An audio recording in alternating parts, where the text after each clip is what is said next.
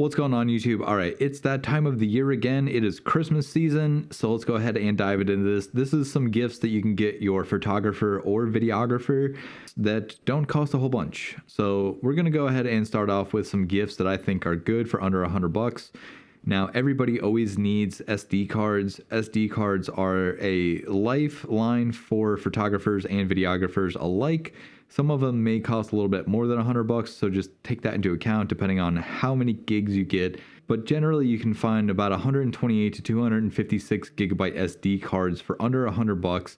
Sometimes you can even get them on a pretty good deal, so just take that into account. Now, there are different types of SD cards like UHS-1 and UHS-2. There are also CFast cards and all different types. But if you're just looking at SD cards as a whole, they can generally record 4K without a problem. Another inexpensive gift is a tube or wand light. Now, there are some like kind of third-party brands out there, so just go ahead and type in wand light or tube lights into like either Amazon or B&H Photo, Best Buy.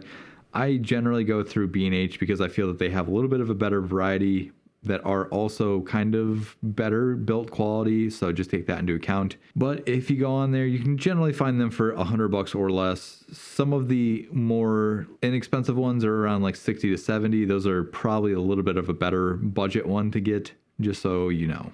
Now, as far as another gift goes, if you're a photographer or even videographers on the go, reflectors can be really nice and used in place of lights, so just take that into account. They're pretty lightweight and you can fold them up and put them into a small package, and you can use them for pretty much everything, either like scrims, or you can use them to reflect light, you can use them to fill dead space, or even like a white side, which will kind of help reflect light onto the face if you don't have an extra light or something like I have over here. If I put my hand like that, you can use a reflector on this side and it'll basically bounce white light onto the subject's face without having to have another light source. Another thing too, photographers and videographers probably could all use a new softbox, just so you know. They're pretty inexpensive. The one that I'm using right now, which is a Godox, is pretty much like a 24 by 24 square. I think I paid like $30 for it maybe. It's really not that expensive. Another thing for under $100 or around that should be filters. Now, ND filters or neutral density filters, specifically for videographers, but photographers use them as well to help do like long exposures during the day. CPLs is another one, or circular polarizing filter, and basically all those do is cut reflections out of windows and stuff like that, like car windows, building windows, stuff like that. They also help to boost saturation in images. And then there's also like effects filters, basically like what I'm using right now, which is a Moment Cinebloom filter. That's a 20 that is on my camera at the moment, but there's other ones out there for photographers and videographers. I think that the Cinebloom filters are good for pretty much both. They give a sort of nice soft and dreamy look to an image, and they're pretty cool. Now, moving down the list, we're going to try to rattle through a lot of these pretty quickly. Camera bags. So here's a few brands that I think are pretty good. Peak Design, Low Pro, and Rugged I think are decent for under $100. You can find them pretty much almost anywhere on Best Buy, B&H, Amazon. So just take that into account. Depending on how much gear that they're going to carry with them, you can find some pretty cheap ones. I think my sling bag that I got, which is a Low Pro, AW300 was like $120, so it's a little bit over that $100 price range, but you can still find ones that are under $100. And speaking of cases, hard cases, so if your photographer or videographer likes to carry a lot of gear but they don't want to get any sort of dust or debris, or maybe if it's going to start to rain type of thing, those are always waterproof. I would suggest going to Harbor Freight, which I actually just picked one up myself. It is one of their Apache cases. I was able to fit my DJI Mini 4 Pro, a Sony ZV-1, the controller, an extra battery, and my DJI Mini 4 Pro ND case in there as well.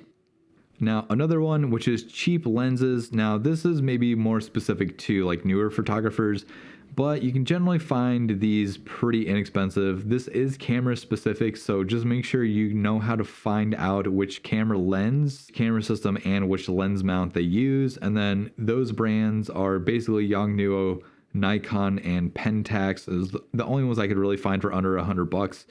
So just take that into account. I believe Viltrox makes some cheaper lenses too, but I think those are maybe slightly over $100.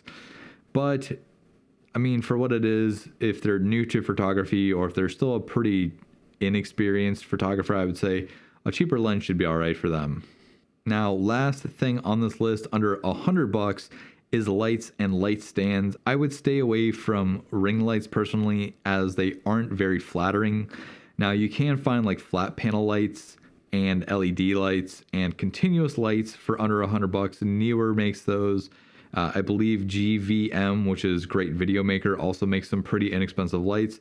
But just look around on Amazon, B&H, or Best Buy. You should be able to find some pretty decent lights that aren't ring lights for under $100.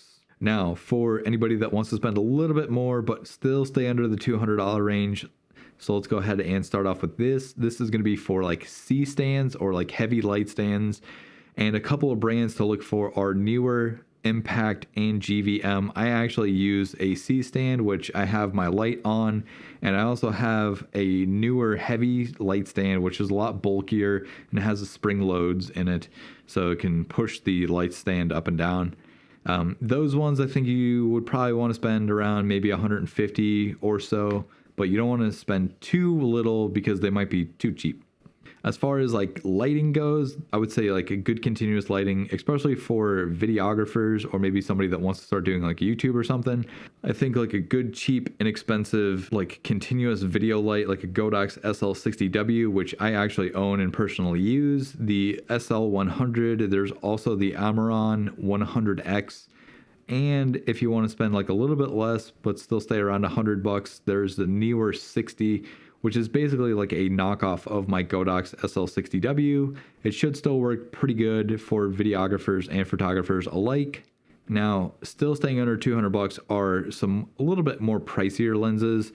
So if you're looking to spend under $200 but want to get somebody like a nice lens that isn't like a really cheap one, I would say that Nikon, Sony, Canon, Yongnuo, Rokinon, and Samyang all make some pretty decent lenses for over $100, but still under that $200 mark. And there, for Canon specifically, they have the EF lens lineup, so there's a bunch of third-party options for those. If you're going to do that with Canon, I would just stick with probably Rokinon or Samyang, as I think that the image quality from those is really good for the price. And then, of course, you can go with Canon, Sony, and Nikon. They all have 50mm f1.8s for around or under $200. Specifically Canon and Nikon. I think Sony's are a little bit more expensive, but just take that into account. And then you also have like the 24mm EFS f2.8 lens from Canon, which I think is a really good lens, and that's like $130. If the person you're buying gifts for is a videographer, then they more than likely will need a field monitor at some point in time in their career. And I think that these brands offer a pretty decent field monitor for the price. While they aren't Atmos Shinobis or Atmos Ninjas, I think that Andy Cine, Feel World, and DeskView make some pretty good field monitors for under $200. And last but not least on this under $200 list is tripods. So we're looking at these manufacturers for tripods. I would say Oben, Manfrotto, Benro, or K&F I think are pretty decent for the price. You can still find those for under $200. Manfrotto and Oben I think are probably the more expensive out of those bunches, but just take that into account. They're still under $200 and they're really good. I've been using my Oben AT3535 for the last like 2 or 3 years now. And the only thing that I have had an issue with on that tripod specifically is there's a little key ring on the bottom that attaches to the camera bottom. So basically like sits on there and kind of like twists into place the plate.